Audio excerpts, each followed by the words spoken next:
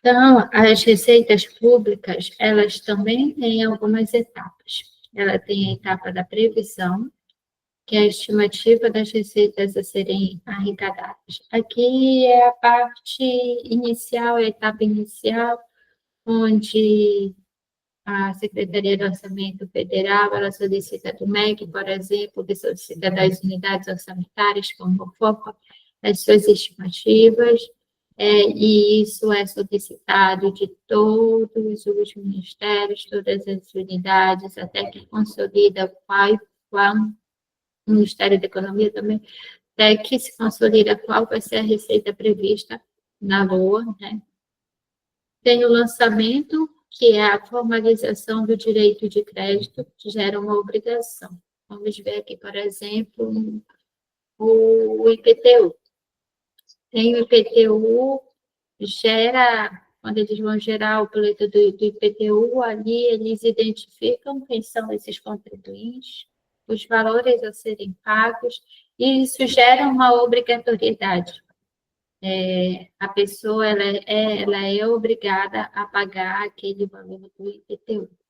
E é isso que acontece nessa etapa de lançamento. A arrecadação é o pagamento da receita pelo contribuinte, então a gente paga ali o boleto do IPTU e esse valor financeiro ele vai cair nas contas dos cofres do Estado. E o recolhimento é a transferência dos valores para as contas públicas, porque aí é dividido entre o que vai para os municípios, o que vai para o Estado, o que vai para o federal e como essas transferências vão ser utilizadas quais, para quais despesas elas vão ser utilizadas. E assim, é importante mencionar que tudo que eu falei aqui, ele está registrado tanto na lei, né, a 4.320, quanto a lei de responsabilidade fiscal. Então, elas são todas normatizadas, essas etapas. A previsão, ela está descrita ali no artigo 12 da lei de responsabilidade fiscal, o lançamento, no artigo 53 da lei número 4.320, a arrecadação no artigo 35 também da Lei 4.320, recolhimento no artigo 56. E a partir dessas 4 etapas, né, previsão, lançamento, arrecadação, recolhimento, vocês chegam à classificação por natureza de despesa, por natureza de receita.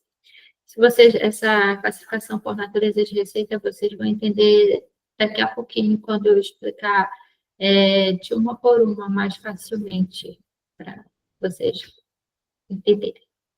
E aí, a partir dessa classificação por natureza de receita, que seria o motivo da arrecadação, né? Tem as fontes orçamentárias para a execução, as fontes que você tem no slide passado. Aí vocês podem se perguntar, e se o governo arrecadar um valor muito menor do equilíbrio ali nas contas públicas, porque a arrecadação vai estar menor do que as despesas previstas. O que o governo pode fazer? Nossa, esse tema está muito em pauta. Quando a gente liga o jornal, todas as vezes, praticamente todas as vezes, tem alguma dessa definição. O governo congelou tal orçamento, teve contingenciamento, não vai ter concurso, ou vai ter aumento do tributo, ou vai ser analisado uma nova regra ou previdenciária ou administrativa que vai afetar todo mundo, né? Afeta todos os cidadãos e os contribuintes, para ser uma forma de gerar mais receitas para o governo e eles conseguir adequar aos gastos, ou se não conseguir adequar aos gastos, pelo menos diminuir o déficit daquele determinado ano. Então, a primeira medida, pode ser citada agora, é o contingenciamento da despesa, que é a suspensão temporária de gastos autorizados no orçamento. Isso a gente está até acostumado aqui na UFOPA, né? são contados nos dedos os anos que não tem algum tipo de contingenciamento no recurso da UFOP. Aqueles não chegam a bloquear o orçamento, mas eles limitam a nossa execução a partir dos limites de empenho, eles retiram o limite de empenho. E aí o que acontece? A gente tem orçamento, mas não tem como empenhar, ou seja, a gente não consegue executar. E teve um ano específico desse contingenciamento que me chama mais atenção. Eu não lembro exatamente se foi em 2018 ou 2019, as meninas podem até falar um pouquinho mais depois, mas a gente teve um contingenciamento ali bem sério, de um valor bem significativo do recurso da instituição, e naquela época a gente não tinha todos esses mecanismos de acompanhamento que a gente tem hoje. Hoje é mais fácil a gente conseguir verificar tal ação não vai ser executada, a gente pode colocar essa economia em uma outra determinada atividade, ou simplesmente a gente não vai mais fazer essa ação, que ela já não ia ocorrer, vou utilizar esse orçamento para cumprir o déficit, né? Mas na época não, na época não tinha uma análise muito fina dos contratos, e aí eu lembro que de um dia para o outro saiu essa normativa de contingenciamento e a gente precisava muito reduzir o orçamento dos contratos, que é o que equivale a cerca de 60%, né, do orçamento da instituição. E aí foi se conversado com cada fiscal que era necessário fazer, foi feita a supressão de alguns contratos para a gente poder se adequar àquele contingenciamento. Hoje, quando tem um contingenciamento, a gente sente, óbvio, porque a gente já trabalha no cenário anual de déficit, mas assim, a gente já tem os dados mais redondos, mais analisados, a gente já acompanha mais de perto, já conhece mais, então a gente já sabe assim, não está mais mexer em determinado contrato, ele já está no limite. E então, dentre todas essas ações que o governo ele toma, o contingenciamento de despesas ele vem afetando diretamente as instituições públicas, como no caso das universidades federais, a UFOPA, né?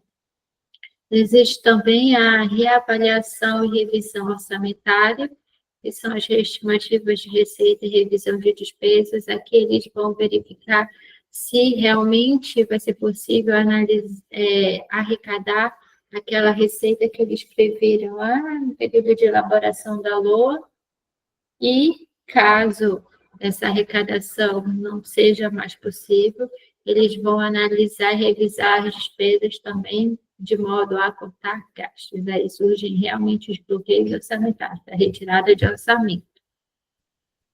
Tem também os créditos orçamentários adicionais, que é a suplementação por superávit financeiro e anulação de dotações. Isso aqui também é bem comum de acontecer. Aumento das receitas, que é o aperfeiçoamento na arrecadação tributária. Eles aumentam mais os nossos tributos, né? A gente paga mais impostos para aumentar a receita nos cofres públicos. A venda de ativos públicos também, mas aqui é importante mencionar que quando ocorre essa venda, ela tem uma mudança ali patrimonial, porque você perde um bem, como no caso, tem um prédio de 1 milhão, você vai vender esse prédio por 1 milhão, vai entrar essa receita, mas você perde aquele imóvel. Tem os aumentos de impostos ou a criação de novos tributos. Tem a emissão de títulos públicos. O governo ele pode emitir títulos públicos para captar recursos no mercado financeiro e financiar o déficit. Só que saiu até uma matéria recentemente, essa semana, se eu não estou enganada, em que nos últimos anos as pessoas elas têm cada vez mais retirado o dinheiro do Tesouro. E E isso, assim, possibilita um pouco essa medida do governo, né? Porque ele emite títulos, as pessoas compram esses títulos em busca um, de ganhar um valor a mais com os juros e a valorização, né? Tem as renegociações das dívidas com os credores ou entre outros entes federativos para postergar ou alongar os prazos de pagamentos,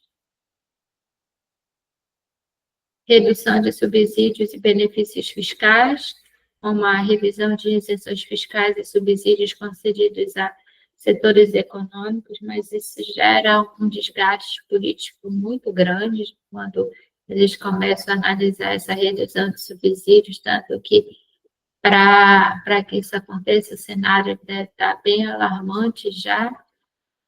A suspensão de contratações e nomeações, que são congelamento de serviços públicos, suspensão de contratações e nomeações para cargos públicos e restrição à criação de novos cargos e funções públicas. A gente evidenciou isso em alguns nos anos anteriores, agora recentemente, né, que não estava permitido ser criado, ser elaborado novos concursos.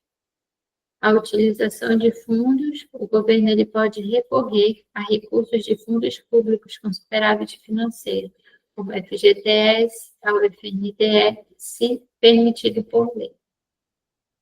Também tem a negociação com o Congresso Nacional, e isso vai depender muito da questão política, né? Esse Congresso ele é do lado aliado, a oposição ao governo, para enviar propostas de ajustes ao Congresso, como revisão de prioridades no orçamento e propostas de reforma tributária ou administrativa para reduzir despesas obrigatórias.